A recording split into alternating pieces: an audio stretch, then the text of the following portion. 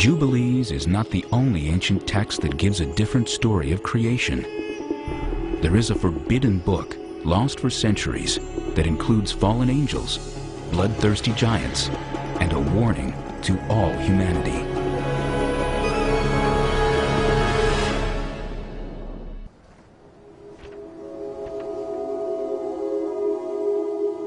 It is an ancient writing filled with divine secrets, dreams, and visions. A tour of heaven and hell, guided by the angel Uriel. The Book of Enoch is named for the man who the Holy Bible says walked with God. Enoch walked with God after the birth of Methuselah 300 years, and had other sons and daughters. Thus all the days of Enoch were 365 years. Enoch walked with God, then he was no more, because God took him. The Book of Enoch is named for a man who's mentioned in one sentence in the book of Genesis. We only know one sentence worth of information about him. And yet, somebody stopped, paused on that name, and thought, Enoch. If he was taken up into heaven, what might he have seen? It is a daunting manuscript. 5 volumes containing 108 chapters. For many ancient Christians, the Book of Enoch was essential. Yet it was banned from the Christian Bible. We don't know why this literature was ultimately excluded from the canon. Perhaps it's because of its description of the fall of the rebel angels and their mating with mortals. Perhaps its understanding of the end of time fell out of favor with Jews and Christians. The Book of Enoch begins with a warning to all humanity that a divine judgment has been rendered and a sentence will be imposed. God tells Enoch that all life on earth will be destroyed in a violent flood. And, as with the story in Genesis, God blames this evil on the sons of God, angels who lusted after the daughters of men. These angels are sometimes referred to as watchers. They keep constant watch, and they decide one day, about 200 of them, that they're going to descend to the earth. They would like to very much make contact with these mortal women. The Book of Enoch may have been an attempt to expand on the mysterious giants, the sons of God, and the daughters of the earth, spoken of in Genesis. Anytime you read the book of Genesis, there are all kinds of unanswered questions. Suddenly, there is this quick few verses at the beginning of the flood story about giants in the land that come from the sons of God mixing with the daughters of the earth. And you stop and think, wait a minute, what's this all about? It's like it went by too fast. And you want to grab it and say, wait a minute, what was this? The Book of Enoch offers a disturbing vision of the fall of the angels who lust after earthly women. And they began to go into them, and to defile themselves with them, and they taught them charms and enchantments. And they became pregnant, and they bare great giants whose height was 3,000 ells. And when men could no longer sustain them, the giants turned against them and devoured mankind.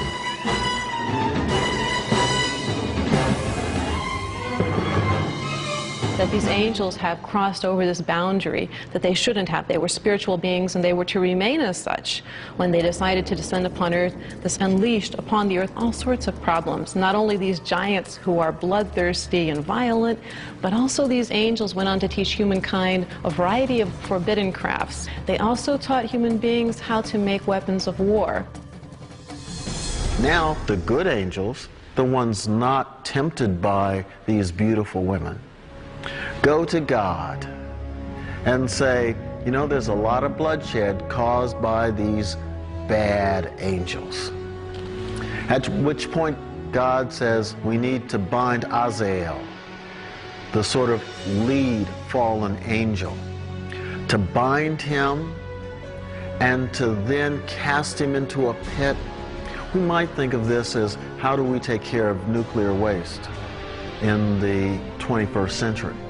You take it out to a part of the world where no one lives, and you bury it as deep as you can. For this community, the angel was like that sort of nuclear waste. Dangerous, volatile. After the rebel angels are cast into the depths of the earth, Enoch has a dream vision. The lead angel, Azazel, begs Enoch to plead their case before God, to petition the Almighty to release them from the depths of the earth. The request for clemency is denied. This version of the fall of the angels was very popular in its day and maintained popularity for centuries to come. When we look at Dante's work on the Inferno, it's largely out of the material in Enoch. When we look at various snips of the New Testament, Enoch seems to be in play. In Corinthians, when Paul talks about women covering their hair so the angels won't be seduced and tempted, it goes back to the fallen angels tradition. Another episode tells of Uriel, a powerful angel in charge of the stars, who becomes Enoch's guide through the heavenly realms. Uriel's name, in fact, means God is my light. And whenever he is described, frequently in relation to God, he is situated to the east of God's throne. This is very interesting. Of course, the sun rises to the east. So this gets us thinking, Uriel, a figure associated with light, perhaps associated in some way with the sun, or the stars, or the idea of these heavenly bodies making their rotations daily. And all these Uriel, the holy angel, who is the leader of them all, showed to me, and their positions, and I wrote down their positions as he showed them to me. And so something is going on here with the stars. It may well be going back to the role of astrology and the study of stars in the Persian Empire that is now giving rise to this new awareness that constellations aren't just constellations of stars, they're constellations of power. And through this tour of heaven, Enoch gets the information, and he knows where the powers are, and to know where the powers are means that you have access to the power. With its lush descriptions of heavenly powers and the horrors that await evildoers, even angels, Enoch was one of the most popular books among the early Christians. We know that some early Christians considered the writings of Enoch to be authoritative, to contain actual revelation from God. So, because some people thought that, some influential people thought that, the book was used as you would use other books of the Bible. After all, Revelation appears in the New Testament. But Enoch, for reasons that I think are fairly clear, was just considered a little too strange, a little too suspicious, a little too creative, perhaps, for the tradition. Having said that, there's no doubt that it was widely read and very popular.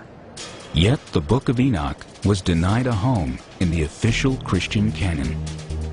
This imaginative tale fell into obscurity until the late 18th century, when a Scottish explorer named James Bruce came upon this mysterious text in Aksum, a city in the Ethiopian highlands. Travelers to Ethiopia found manuscripts of these books and brought them back to Europe. This caused quite a sensation. I'm aware of scholarly reaction to them. People were excited about having these texts that we knew about only through allusion before this time, or a brief quotation.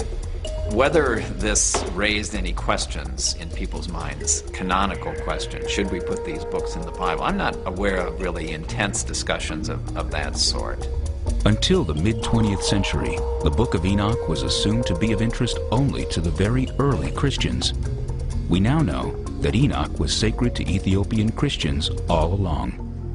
Part of the reason why this probably became part of their canon is because of the mythic story of the foundation of the Ethiopian monarchy. You have Sheba, who goes to see King Solomon, and the story goes that not only does she bring gifts, she brings a little bit of something back home. She's pregnant with Solomon's son. That son is Menelik.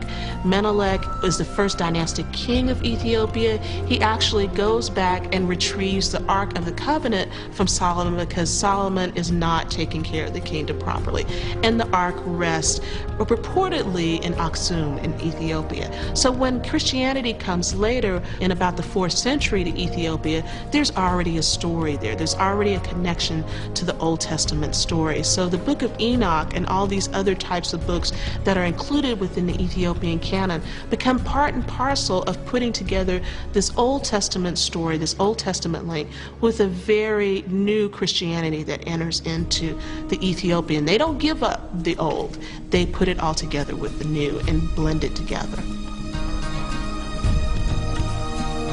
Large portions of the Book of Enoch also were found among the Essene literature, hidden in the caves of Qumran, as part of the Dead Sea Scrolls.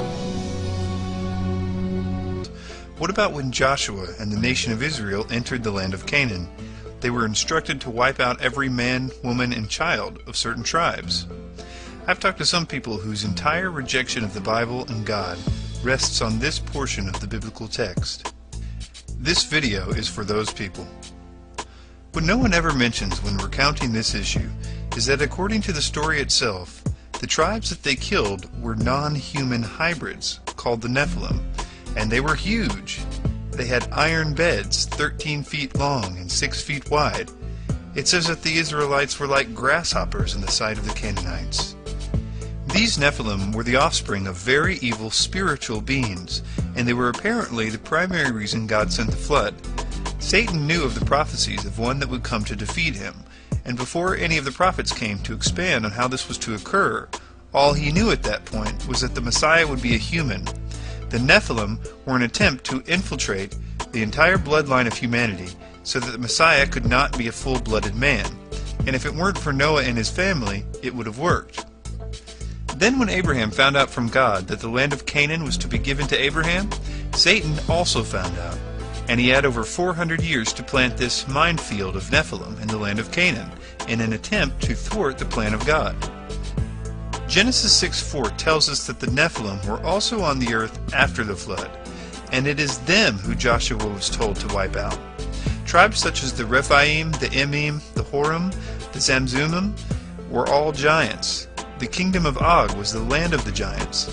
Later we also find Arba and Enoch and his 7 sons, the Anakim, also giants, along with the famed Goliath and his 4 brothers. Now if you want to say, well, God should have let the 13-foot tall evil hybrids bent on the destruction of humanity for the purpose of wiping out any chance for the redemption of man go, then you're free to think what you want. But please remember, this is according to the biblical narrative itself, which is where the accusations come from in the first place. The point is that if you're going to claim that you know that God is a tyrant because of this portion of the Bible, and you didn't know the rest of the story, just think about how many other issues there are in regard to the Bible where you might have misplaced